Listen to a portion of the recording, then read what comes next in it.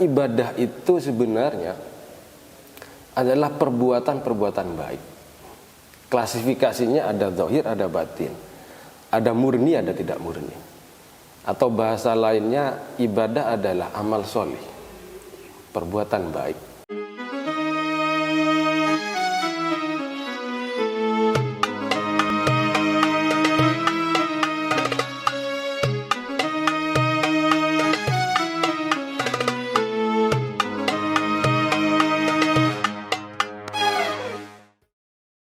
Assalamualaikum warahmatullahi wabarakatuh.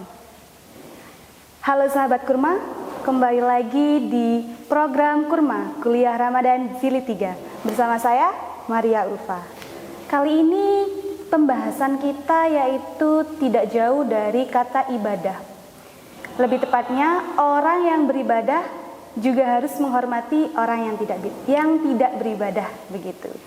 Dan saya ditemani oleh Bapak Wakil Rektor 1 IAI Al-Qolam Malang. Beliau juga sebagai dosen pendidikan agama Islam ya Pak ya. Beliau juga menjabat sebagai LPTNU sebagai bagian di bagian penelitian dan pengabdian. Oke, begitu. Beliau adalah Bapak Bedi Busrol Basar MPD.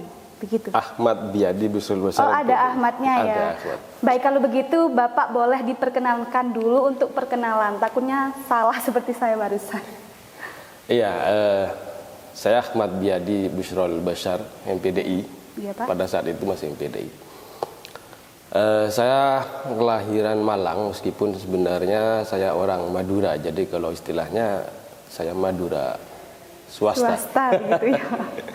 Madura yang lahir di luar Madura. Pendidikan saya dulu di pesantren. Selain di Ganjar di tempat desa saya dulu, saya ke pesantren Sidogiri, terus ke Surabaya, dan kemudian di UIN Malang. Malang ya Pak. Oke, terima kasih Pak. Ini agak pilek ya, saya mohon maaf nanti karena suaranya agak. Oh tidak apa-apa Pak, karena memang cuacanya kan kurang mendukung. Iya, ini cuaca kurang. Gak apa-apa. Terima kasih kepada Bapak Bedi karena telah menyempatkan waktunya menghadiri program Kurma Kuliah Ramadan Jilid 3 ini.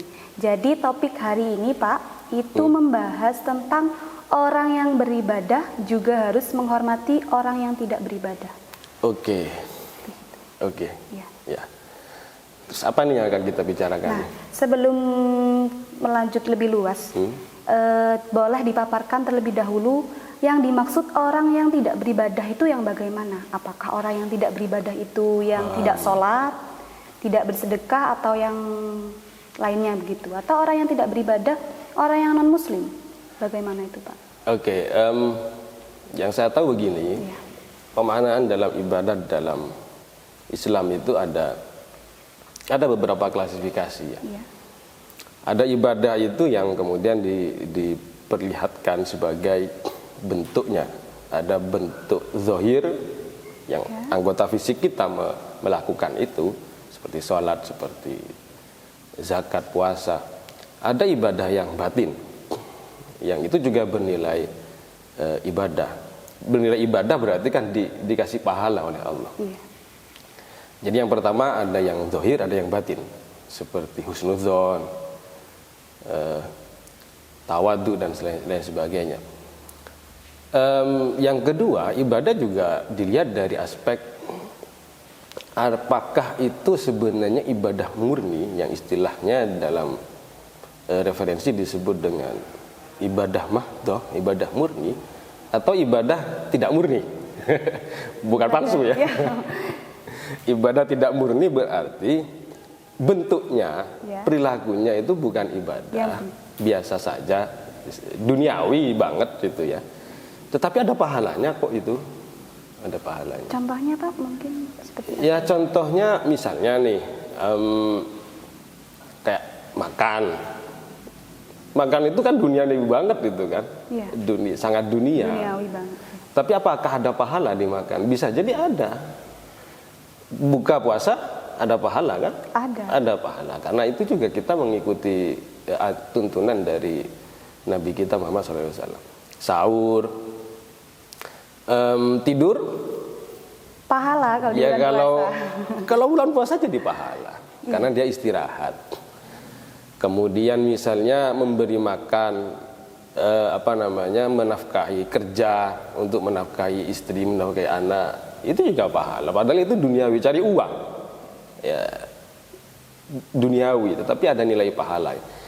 Sehingga itu jadi ibadah juga. Termasuk bahkan dalam sebuah hadis itu dikatakan pada setiap yang memiliki ruh itu ada sedekah, ada pahala. Artinya setiap kita ngasih, kalau misalkan kita punya hewan peliharaan tuh, ada yang melihara burung, kucing atau ikan, kita kasih makan toh itu. Kita ngasih makan mereka hewan-hewan peliharaan itu juga ada nilai pahala. Sehingga ketika apa itu ibadah di dalam agama kita, maka ibadah itu sebenarnya adalah perbuatan-perbuatan baik. Klasifikasinya ada zahir, ada batin, ada murni, ada tidak murni. Atau bahasa lainnya, ibadah adalah amal soleh, perbuatan baik. Saya masih teringat di tafsir Ibnu Katsir. Imam Ibnu Katsir itu menjelaskan ketika beliau menafsiri pada ayat alladzina amanu wa amilus solihat. Apa amilus solihat itu?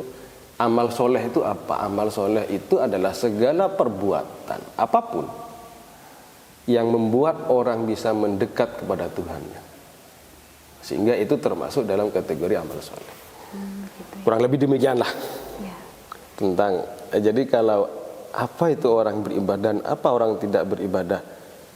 Orang beribadah adalah orang yang melakukan apapun untuk menuju Tuhannya. Ya, itu definisi orang yang beribadah ya, Pak? Beribadah. Lalu untuk orang yang tidak beribadah itu sendiri? Ya berarti orang yang tidak melakukan itu. Tidak melakukan perbuatan baik hal Iya. tersebut ya? Berarti bukan yang non-muslim ini? Bisa jadi iya, bisa jadi orang Islam juga. Orang tidak beribadah. Bisa jadi orang Islam tidak ibadah, bisa jadi. Iya. Untuk pertanyaan selanjutnya, Pak, kenapa kita harus menghormati orang yang tidak beribadah itu? Kan mereka sudah tidak beribadah ya. Lalu kenapa alasannya kita harus menghormati orang yang tidak beribadah itu? Oke. Yang pertama begini, menghormati itu dulu ya, mungkin yang perlu kita garis bawahi. Apa itu menghormati? Menghormati itu menurut saya sih sebenarnya bukan dalam makna kita menghormati, mengiyakan, tetapi paling tidak kita kan menghargai. Di mana ada situasi-situasi kalau kan melakukan ibadah itu sebenarnya kalau dilihat jarang ya ibadah itu yang sifatnya saklek. Apa saklek gitu ya? Saklek itu ya harus pas di sini, tidak bisa yang lain, tidak bisa di waktu lain, tidak bisa ditunda, tidak ada pengecualian. Hampir jarang ada ibadah modelnya kayak begitu. Sholat, apakah ada pengecualian? Ada toh. Orang sakit tetap sholat ya. Orang uzur, maksudnya orang perempuan yang uzur dia tidak sholat. Puasa ada pengecualian. Sholat Jumat ada kan? Puasa orang tidak puasa diperbolehkan untuk tidak puasa orang sakit, orang terlalu tua, orang perjalanan. Ada rusuh, ada pengecualian. Jadi menghormatinya begini, karena memang ibadah itu kadang atau bahkan sangat jarang yang sifatnya begitu paten. Semua tidak bisa ditawar. Jarang ada yang seperti itu. Artinya pintu pengecualiannya masih banyak. Maka di situ yang perlu kadang situasi, apakah itu termasuk yang bisa ditoleransi? Memang ada situasi yang menuntut kita untuk menghargai. Mungkin ya, ada situasi yang menuntut kita untuk tidak menghargai. Contohnya kayak begini. Waktu kita sholat Jumat, ya kan? Ternyata ada orang tidak sholat Jumat. Mungkin dia sedang perjalanan, tapi ternyata dia nyetel musik yang keras-keras. Gitu ya. Ya kita tegur dong. Iya dong. Iya. Ya kita nggak bisa biarin itu. Ya kamu oke lah kamu nggak sholat. Tapi kamu juga jangan ganggu kita. Oke, baik. Kalau seperti ini Pak, kita balik saja ya. Ya.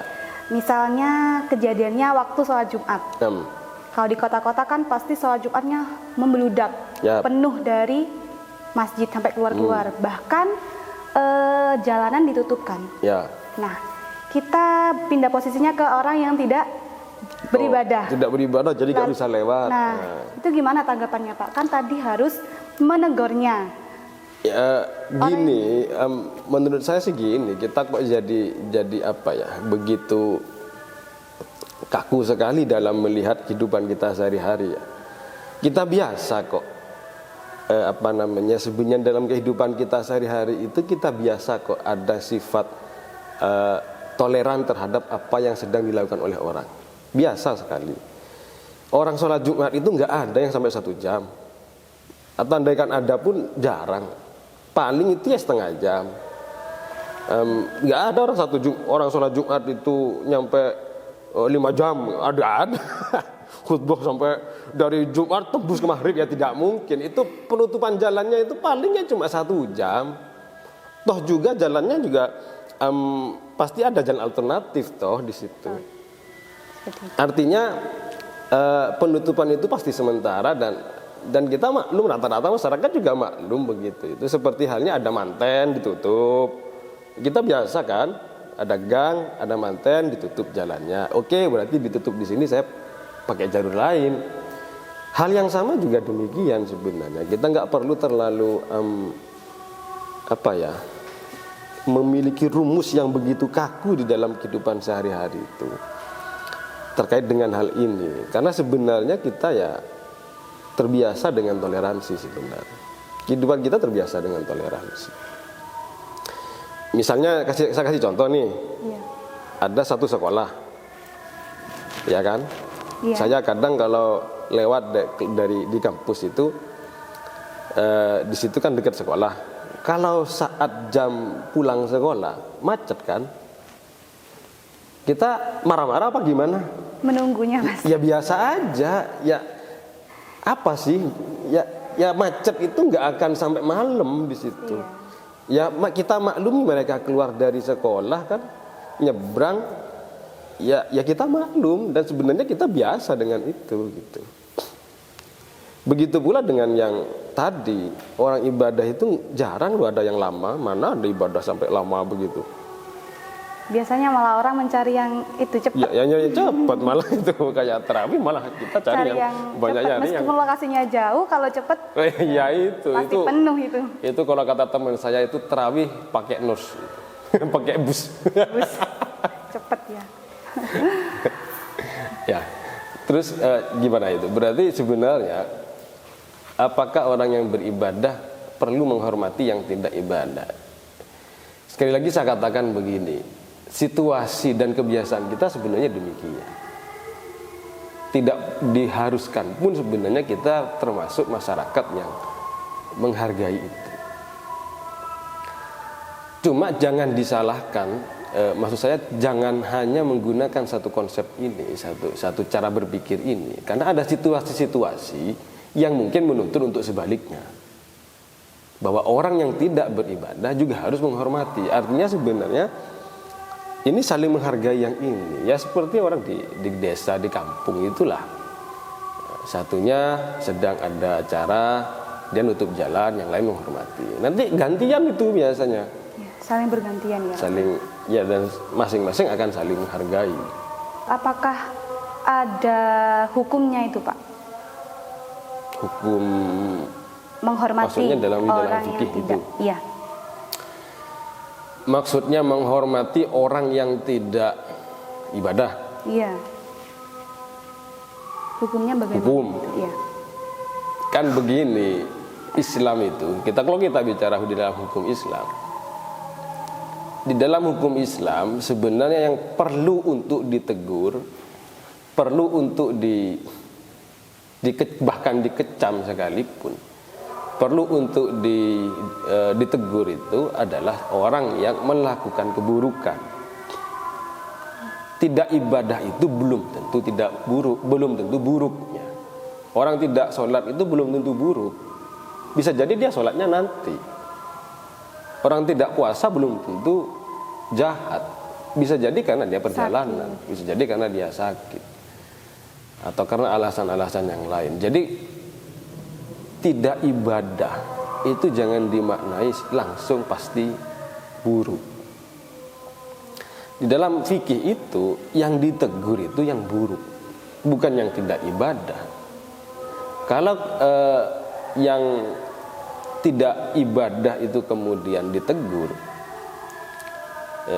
karena dia tidak sholat, kemudian ditegur ternyata dia sudah sholat, ya kan lucu jadinya nanti kita itu orang ayo sholat, saya sudah tadi. Jadinya kan jadinya ya apa masyarakat ini. Makanya sebenarnya hukum di dalam Islam itu yang ditegur itu, bahkan sampai ada hukumannya itu adalah mereka yang melakukan kesalahan, keburukan. Yang sudah jelas-jelas melakukan. Dan jelas-jelas itu keburukan. Iya. Nah, kita ya tentu memberikan peluang-peluang kemungkinan apakah mereka itu melakukannya itu karena keburukan, tidak ibadah itu karena suatu keburukan, atau itu sekedarnya, atau memang pintu ibadahnya memang luas ya gitu. Apa kita marah kalau ada orang tidak sedekah? Ya tidak bisa. Karena kan takutnya mereka yang tidak sedekah itu karena mereka tidak punya, seperti itu. Bisa jadi karena tidak punya ya karena memang sedekah itu bukan sesuatu yang diwajibkan. Selain zakat yang wajib itu ya. Itu bukan sesuatu yang diwajibkan. Jadi orang yang tidak beribadah ini perlu diklasifikasi dulu, dirinci dulu. Apakah ibadah itu wajib atau tidak? Apakah itu ada pintu yang luas atau tidak? Pengecualian atau tidak? Apakah itu ada alasan-alasan yang diperbolehkan, yang memperbolehkan untuk tidak dilakukan atau tidak? Jadi rincian-rincian ini yang agak panjang untuk bagi orang yang beribadah tidak lantas kemudian langsung menegur, langsung menghakimi, bahkan menghukum, menghakimi orang yang tidak beribadah. Karena ada rangkaian detail semacam ini. Gitu. Jadi itulah yang tentang bagaimana orang beribadah dan berarti orang kita tidak sebagai beribadah. Orang yang beribadah harus saling menghormati, seperti itu Pak ya. Iya. Karena juga kan begini. Kita lu setiap hari juga gak mesti ibadah terus-terusan. Beribadah mungkin waktu sholat gitu. Lah iya itu. Tetapi atau ibadah sedekah itu pun ketika kita ada kotak amal, itu pun kalau ada uang kecil biasanya Pak. Iya, itu ada uang kecil, itu pun juga di-share di medsos. Guys, aku sedang sedekah nih. Biar apa itu Pak? Biar viral biasanya. Biar viral. Oke Pak, terima kasih ya Iya, atas sama-sama. semua penjelasannya. Yep. Semoga apa yang telah disampaikan tadi bisa bermanfaat bagi sahabat kurma yang ada di rumah atau dimanapun itu. Terima kasih kepada tim Media Center atas kerjasamanya. Saya Maria Ulfa, pamit undur diri. Wassalamualaikum warahmatullahi wabarakatuh.